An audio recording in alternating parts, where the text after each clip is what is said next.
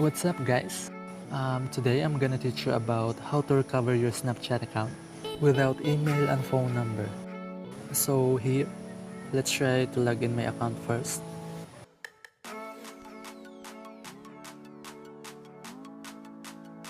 Okay, the problem here is I forgot my Snapchat password and I don't have email and phone number attached to this account. Okay, here is the steps to recover your Snapchat account and reset your password. Go back to your home page and open any browser.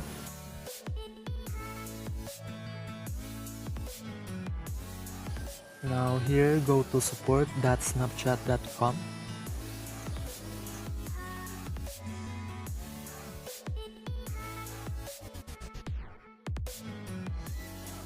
Now click on Contact Us.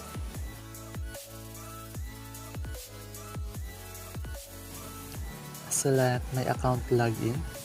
Click that.